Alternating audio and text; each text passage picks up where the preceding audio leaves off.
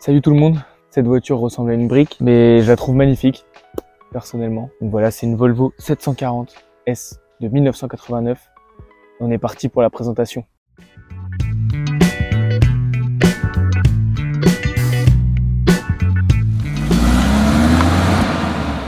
Alors, si cette voiture ressemble à une brique, c'est pour la simple et bonne raison qu'à la fin des années 70, Volvo avait des vrais problèmes financiers. Et pour régler ces problèmes financiers, il fallait réduire les coûts de production de ces voitures.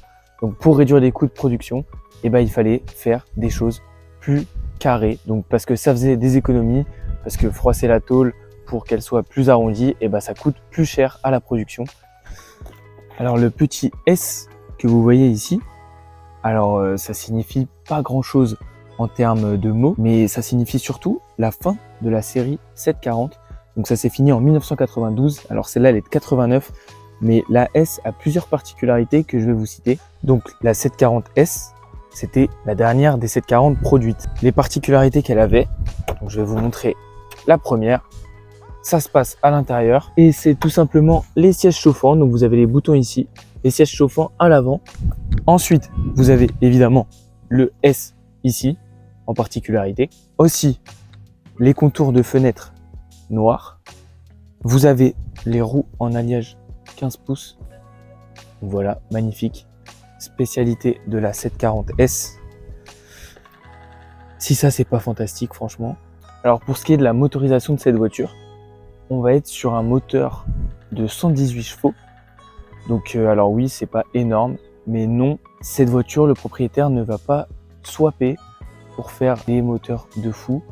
Parce que oui, ce bloc peut accueillir de sacrés moteurs, mais ce n'est pas le but, ce n'est pas la vision de l'automobile. Voilà ce qu'on a en termes de moteur. Donc c'est le moteur B200, 118 chevaux. Moteur 2 litres essence, évidemment. Donc il existait en 2 litres 3 sur les GLT, si je ne me trompe pas. Et il existait en plusieurs autres motorisations, diesel aussi. Mais voilà, lui, on est sur le 2 litres essence. Alors même si c'est pas vraiment une voiture faite pour ça, je vais quand même vous notifier les km/h maximum. Donc voilà, elle monte à 178 km/h. Nous voilà à l'intérieur de ce mastodonte. Donc voilà, on peut voir un tableau de bord assez clean, en marron. Donc pour une voiture de 89, mais très bien. On avait l'horloge à l'époque. On a aussi les km/h. Donc là, on a le kilométrage aussi à 231 493 km. Donc un peu faussé parce que le compteur actuellement ne marche plus. On a le compte tours qui est au routeur à 6000 tours minutes. Une boîte 5. Petite particularité, parce qu'elles n'étaient pas toutes en 5. Elles étaient aussi en 4 sur certains modèles. Alors pour le 0 à 100 de cette voiture, on va être sur un 0 à 100 en à peu près 13 secondes. Voilà, c'est ce qui est notifié sur The Perf.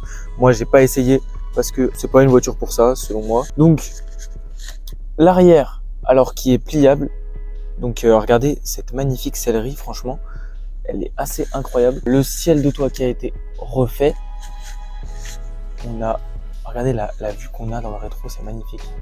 Elle est toute carrée, c'est une brique en fait, mais c'est une magnifique brique en fait. C'est ce qu'on aime. Alors, si je sors, regardez la place qu'on a derrière. C'est assez fantastique. Là, je suis très bien. J'ai encore énormément de place. Regardez, j'ai encore beaucoup de place. Et même si je me mets là, je vais très bien aussi, largement, alors que le siège est vraiment reculé à fond. J'ai vraiment de la place. Avec les fameux appuis-têtes. Donc ça, c'est vraiment la marque de fabrique de Volvo. Ces trois pans. Là, on a les loquets de l'époque. On a le coffre énorme, vraiment. Je vais l'ouvrir. Hop là, directement. Donc là, je peux vous dire qu'on peut vraiment aménager cette Volvo. Alors, c'est pas la mienne, donc je vais pas pouvoir l'aménager. Mais elle est vraiment immense. Et imaginez si on plie les sièges. Voilà ce que ça donne quand c'est fermé. Magnifique, j'adore.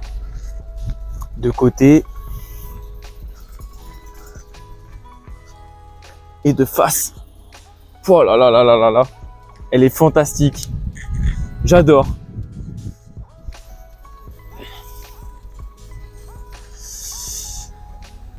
Donc voilà, en tout cas pour l'époque, je trouve ça vraiment assez fantastique.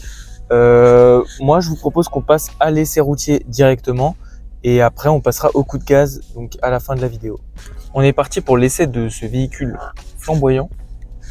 on est parti. Donc on fait avec les moyens du bord, vu que je suis tout seul.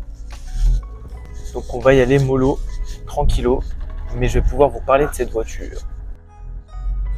On est parti.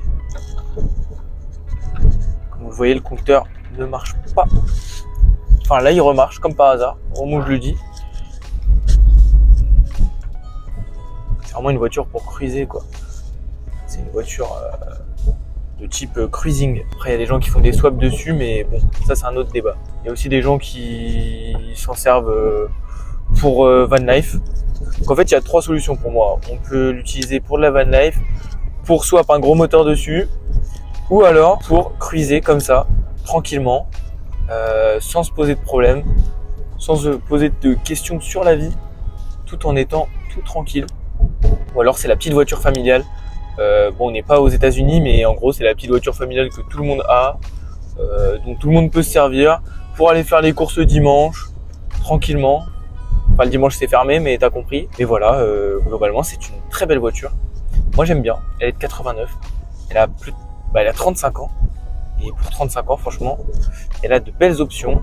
Que c'est une bonne affaire comparé au prix et à la voiture. Donc le rapport qualité-prix de la voiture est assez surprenant, je trouve. C'est mon avis. Et c'était un petit essai tranquille. J'espère qu'il vous a plu. J'étais tout seul pour cet essai, donc j'ai fait avec les moyens du bord pour réaliser cette vidéo. Mais en tout cas, si elle vous a plu, n'hésitez pas à vous abonner. Il y en aura d'autres dans le futur. Voilà. Ciao, ciao.